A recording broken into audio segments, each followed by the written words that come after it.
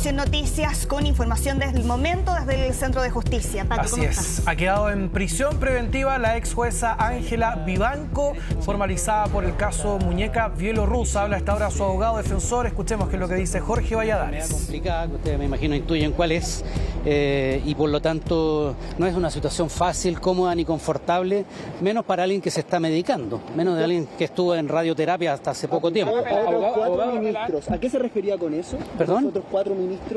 No, yo creo que hubo un error ahí y de hecho hago inmediatamente el enlace al medio, que fue EMOL. EMOL recogió muy mal el argumento, porque en definitiva lo que yo dije es que, porque el argumento está en el contexto del artículo 324 del Código Orgánico de Tribunales, que sí habla de la torcida administración de justicia, como uno de los elementos excluidos dentro de la punibilidad de los actos de los tribunales superiores, particularmente la Corte Suprema. Y fue en ese contexto que se dijo que en realidad lo que habría correspondido, pero no sé, hay una imposibilidad jurídica de hacerlo, evidentemente. Abogado, es la primera ministra de la Corte Suprema que queda en prisión preventiva durante todo este caso. ¿Qué le parece esa apreciación? La ciudadanía ha estado muy pendiente de estos casos. Esperen que se pueden caer. Es la primera ministra de la Corte Suprema, ahora ya destituida, una acusación constitucional también. Pero ella, sí, pero estuvo destituida y ahora hay que ver, el proceso es largo. Bueno, no es tan largo, la verdad es que viene el cierre de la investigación. Está programado para muy pronto, de hecho nosotros no lo pedimos porque está de aquí a 3 semanas ya se vence el plazo y habrá que discutir qué tanta necesidad, y ustedes van a ver cómo se desdoblan los argumentos, porque ese día van a pedir ampliación de plazo y se van a dar cuenta entonces que no había tal urgencia. Abogado, ¿usted sigue pensando que no se ha cumplido el estándar mínimo del debido proceso? O sea, sigo creyendo, a ver, yo quiero eso reenfocar, porque lo que yo dije es que el estándar que se sigue en una comisión de ética no es el estándar que se exige en una persecución penal. Por lo tanto, la prueba recopilada ahí está teñida de una ilicitud probatoria. Yo no digo que sea ilegal, ilícito o que sea constitutivo de delito lo que se hizo ahí, por el contrario, tiene su propio mérito, pero también tiene su propio contexto, y en ese contexto no se dan todas las garantías. O sea, usted comprenderá que primero doña Ángela declaró, participó en audiencia y se expuso frente a todo el Pleno de Ministros, que los que eran sus pares. Y por lo tanto ustedes comprenderán que en esas condiciones las posibilidades reales de hacer una adecuada defensa no son pocas, son nulas, o sea, nulas, y ese es el punto, y eso es lo que nosotros reclamamos. Abogado, ¿hay alguna reflexión respecto de esta relación que denuncia la Fiscalía de estrecha familiaridad con los abogados imputados de Velasco Vitec ahora que hay una resolución del juzgado de garantía? ¿Hay alguna reflexión quizás? A ver, hay dos elementos, uno que es de un componente fáctico, si efectivamente hay una amistad, y eso evidentemente ellos presentaron su argumento, la proximidad, o sea, si nosotros nos toman una foto ahora, no por eso significa que seamos amigos. Ahora, evidentemente que si estás en la casa uno puede decir hay una relación, pero si se fijan todo fue en contexto de reuniones sociales, lo que no da cuenta necesariamente de la exigencia que es una íntima amistad. Pero eso se lo vamos a dejar, eso es de los jueces del fondo finalmente, eso se va a ver en el Tribunal de Juicio Oral en lo penal, porque yo creo que vamos a llegar hasta allá. Y desde esa perspectiva tampoco quiero adelantar mucho más, pero desde lo normativo, que es desde de lo estrictamente jurídico y lo que está como causal de implicancia que quizás ella debió declarar, creemos que hay abundante jurisprudencia desde la Corte Suprema en relación a que la relación con el abogado no queda cubierta normativamente con la implicancia. El abogado no es la parte, y eso también es importante entenderlo.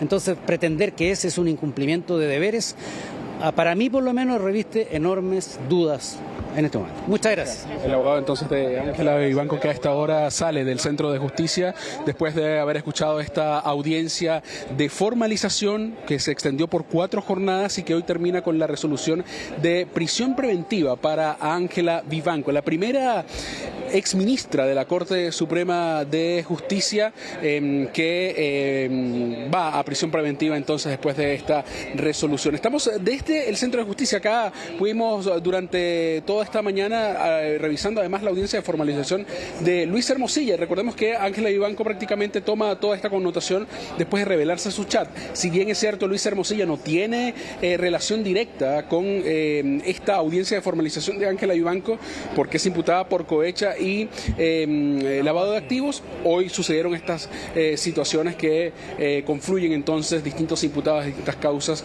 casi o de alguna manera relacionadas por sus personajes acá en el Centro de Justicia. Sí, José Alejandro, estamos revisando la imagen en el momento en el que se ha decretado la prisión preventiva para la ex ministra Ángela Vivanco y el instante además en que la gendarme allí le pone las esposas en ambas muñecas para posteriormente ya ser trasladada al centro penitenciario donde va a cumplir esta medida cautelar, que es un hecho inédito para una integrante o ex integrante del máximo tribunal del país. Una situación inédita en esta resolución que hemos conocido hace minutos nada más, una vez que se ha decretado entonces esta medida cautelar, que es la que estaba solicitando el Ministerio Público para Ángela Vivanco, quien ha sido formalizada en esta causa donde se están siguiendo delitos de cohecho y lavado de activos, en esto que se ha denominado Sole la trama o la muñeca bielorrusa. Exactamente, y ahora lo que viene entonces, ella había estado durante estos días en el Centro Penitenciario Femenino de San Joaquín, pero en un lugar que se había acondicionado especialmente para ella y que incluso lo habían denominado el Capitán Llaver femenino, y había estado en tránsito durante estos días antes de que se resolviera cuál iba a ser la medida cautelar. Me imagino, José Alejandro, que va a ser en ese mismo lugar donde ella va a cumplir la medida de prisión preventiva, porque ya sabíamos, y esta misma semana lo habíamos estado comentando, de esta carencia histórica que hay en el sistema penal chileno respecto a la población penal femenina de las mujeres imputadas por delitos de carácter económico, donde no existe un recinto como sí existe para los hombres en el caso de Capitán Llaver. Sí, así es. Se había comentado durante toda esta semana que Ángela Vivanco estaría en este módulo. Trascendía el diario La Tercera, publicaba que existiría un módulo parecido, con características similares a lo que conocemos como el anexo penitenciario de Capitán Llaver, que esto se puso en relevancia también por una causa que se vio el día de hoy acá en el Centro de Justicia, cuando Leonarda Villalobos, la abogada que graba el audio del caso Audio Fact Up, tiene que ir a prisión preventiva y no existía un módulo como el de Capitán Llaver. Bueno, esto se ha tomado toda esta discusión porque Ángela Vivanco, en su antiguo rol como ministra de la Corte Suprema de Justicia, destituida, entre otras, también llamaba la atención a qué centro penitenciario, a qué centro de cumplimiento iba a asistir. Esto finalmente fue zanjado, fue a la cárcel de mujeres de San Joaquín, y ahí entendemos que hay un módulo para los casos de connotación pública. Por ejemplo, ahí está la Quintrala, entre otras detenidas o condenadas, y Ángela Vivanco en primera instancia se pensó que podría estar también en ese módulo. Nosotros nos estamos acercando a la puerta del acceso. Quiero que escuchemos, por cierto, el momento en que el juez del séptimo juzgado de garantía decreta la prisión preventiva. La expectativa legítima que tienen los ciudadanos sobre ese sistema de justicia, y en particular del debido proceso que esperan los justiciables, se les otorgue en un tratamiento igualitario en la aplicación de las normas que lo regulan y luego también en la decisión del fondo. En esos términos, entonces, esa afectación, por ejemplo, a través de esa garantía, genera un efecto expansivo y afecta, en definitiva, al propio Estado democrático de derecho, porque cuestiona las bases sobre las cuales la República se construye para asegurar derechos y libertades a todas las personas.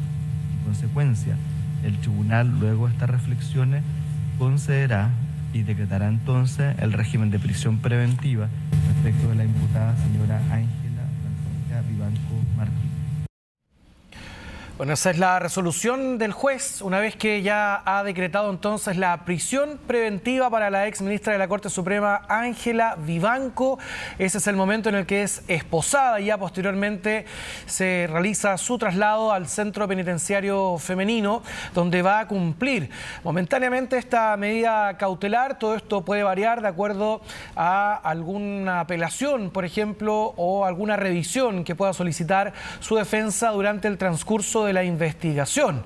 Acá esto no quiere decir que va a estar con esta medida cautelar durante todo este periodo. Podría ser, como también podría variar. momentáneamente se ha decretado esta medida cautelar en un hecho que, reiteramos, es inédito para una integrante o ex integrante del máximo tribunal del país y quien estaba enfrentando a la justicia en esta investigación por el delito de cohecho y lavado de activos, en esta investigación que se está llevando y que es conocida como el caso Muñeca Bielorrusa. Así es que vamos a mantenernos pendientes, atentos además que es lo que va ocurriendo con reacciones durante los próximos minutos y el traslado también de Ángela Vivanco una vez que llegue ya al centro penitenciario donde va a cumplir esta medida cautelar. Sí, ahí nos vamos a quedar entonces a la espera de las distintas reacciones después de que por primera vez una exministra de la Corte Suprema tenga que cumplir ahora en llegar a la cárcel. Se acaban de dictar, claro, las medidas cautelares en contra de la exministra de la Corte Suprema. Estamos allí con Claudio Vázquez. Claudio.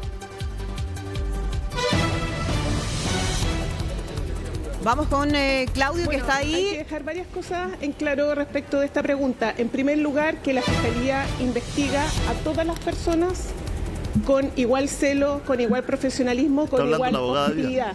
Ahora bien, no hay que desconocer la importancia que implica el investigar a una exministra de la Corte Suprema y el efecto que sus resoluciones tuvieron en el sistema de justicia. En este sentido, nosotros extremamos aún más las medidas para que nuestra investigación sea en extremo rigurosa, en extremo profesional y con el mayor celo para que todo esté resguardado respecto de tanto de los derechos de los imputados, pero también respecto de que la prueba sea obtenida con autorización judicial y con las mayores garantías posibles. ¿Qué le parecen las declaraciones de las acusaciones del abogado que acusa un sesgo institucional? El abogado es crítico también con el fiscal Ángel Valencia por designarla. Bueno, él critica una resolución que es una resolución que el fiscal nacional dicta en virtud de sus atribuciones, de las atribuciones que tiene el fiscal nacional por la ley orgánica constitucional del Ministerio Público, en la que puede nombrar a un fiscal regional para que investigue una causa de determinada connotación, de determinados requisitos, y eso no tiene nada de extraordinario. Por lo tanto, no nos podemos hacer al cargo de una alegación que creemos que no tiene... Estamos escuchando a la fiscal Carmen Gloria Bitver por la prisión preventiva para la exministra de la Corte Suprema.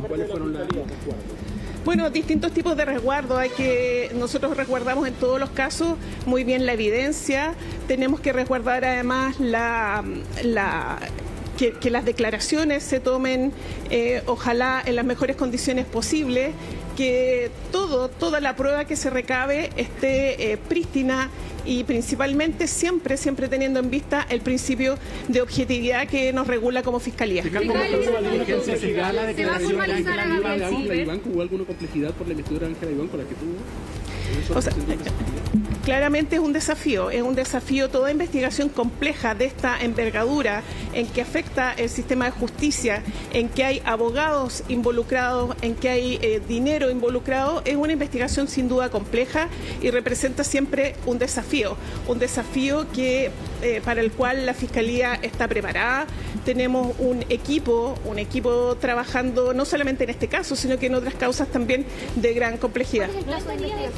El plazo de investigación decretó el magistrado que es el común para todos los otros coimputados. Fiscal, ¿se va a investigar y se va a formalizar a Gabriel Silver? Fue una de las acusaciones de la defensa de la exministra. Bueno, eso es algo que está todavía por dilucidarse en el transcurso de la investigación. Es una investigación que está abierta, que está vigente y que, por cierto, es algo que tendremos que decidir llegado al momento cuando reunamos todos los antecedentes y de acuerdo con las declaraciones que también ha prestado el señor Silver ya en la investigación. Como próxima diligencia, ¿se le va a solicitar declaración a Ángela Vivanco?